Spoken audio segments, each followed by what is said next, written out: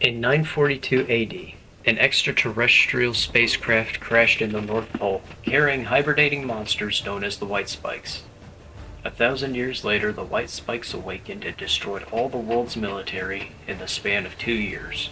In a last-ditch effort, a time machine is created to go back in time to recruit soldiers from the past to defeat the White Spikes in the future.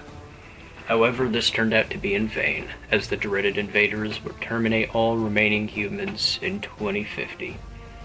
With this knowledge, a group of veterans in 2003 would find and destroy the spacecraft with the White Spikes in it, preventing the invasion before it began. What if I told you all that was BS? As much as I love and enjoy this movie, humanity was dumbed down to the level of zombie movies. Every decision, whether it was made by the time travelers, the modern governments, the future government, all of them proved libertarians right. Originally, this video was going to be about how the future military would have destroyed the White Spike army, but thinking more about the situation they were in, they were screwed. None of them were prepared for such an invasion. When the invasion began, Russia was the first to fall, even though its military is ranked number 2 in the world, right behind America. Adding on to that, they can survive any environment, can dig burrows, become undetected, run at 80 miles per hour, can swim, can glide, have armored coating, and they can reproduce at ridiculous rates. Them resorting to time travel was 100% needed. It's what comes after is the problem. First, we need to understand the rules of time travel. In the movie, the people from 2050 time travel to 2022 and create a time machine to go back to the future. So why can't they just travel to 2048? Well, they couldn't, because when they traveled, they created a bridge that moves within time itself. So let's say one of the time travels from 2050 stays in the past for a year. When he goes back to the future after a year, he would find that a year has passed while he was gone. 1 year in the future means 1 year in the past. Okay, so what kind of time travel does this movie work under? Does it have Back to the Future rules, where changing the past changes the future? Or does it have Terminator rules, where the time travel that happens was destined to happen? The Tomorrow War actually works under the concept of branch timelines. When the travelers came back to 2022, they ended up creating a whole different timeline rather than the same timeline. How do we know it's branch timelines and not the other rules? We know that time in this movie is not predetermined like Terminator, because if it was, then the fighters in 2050 would have known about the drafts in their timeline, but it was never brought up. The movie's climax would have been impossible if all of it was predetermined. We can also disregard Back to the Future's logic of changing the past changes the futures, because if they destroyed the White Spikes on the ship, then the war wouldn't have happened, meaning there would be no reason for the time travelers to go back in time. Meaning the main characters wouldn't have known about the ship, and to destroy it, meaning the war does happen. And all of this creates an unresolved paradox. So with how the events unfold in the movie, we can deduce that the movie works under branch timeline rules. So now that we know how time travel works, what did the travelers do? Or more importantly, what did the governments do? Did they trade info with the future timeline? Did they prepare for the future war with the White Spikes to have a better advantage in their timeline? No. Instead of using their resources to preserve their own timeline, they sent the world's military from the branch timeline to fight the war in the other timeline. How does this turn out? Less than 20% of them make it back.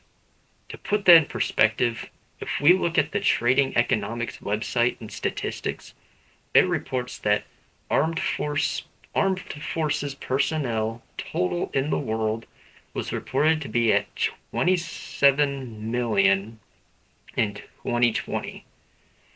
If we took that number and multiplied it by the percent of people who didn't make it back, we get a death toll of almost 22 million. What a disaster. This should have been a massive wake-up call. They should have said, you know, maybe we shouldn't send people to the future or the other timeline. We should instead prepare for the war ahead of us. You know what they did instead? They initiate a global draft forcing civilians to fight. To make matters worse, they don't give them the same level of training as the soldiers, only giving them a week or two of training. The trainers were also told not to show a picture of the white spikes for fear that people would be too scared to go. You don't withhold information from soldiers. That's not how wars are fought. That's like telling someone, go fight a bear. What's a bear? You'll find out. The only reason the main character survived was because he was a former Sergeant Green Beret who fought in Iraq. The rest of the draftees, who had no experience, died within the first hour of arriving. They also gave them the most pathetic guns for the job as well. A future soldier time travels into a gun store. I need a rifle to kill aliens that are mostly bulletproof.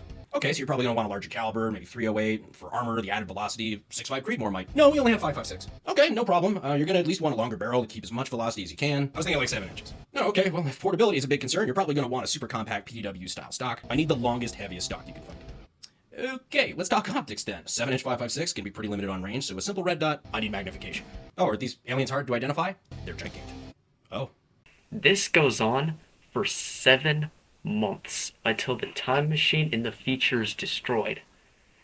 So we don't know how many civilians were sent to the future or how many came home, but with all the info we know, the survival rate for them had to be like 1%. The public, now knowing the war was lost, begin to panic thinking their future is doomed. That's when the government strikes up a theory, thinking, hey, what if the white spikes were here the whole time? Now originally everyone thought they came to Earth in 2048. So if they were here the whole time and sleeping, they could just kill them while they are sleeping. So that's what they did. They located the spaceship under the ice and they blew it up, preventing the war from ever happening in their timeline. What if I told you that the government did not do that? If not them, then who?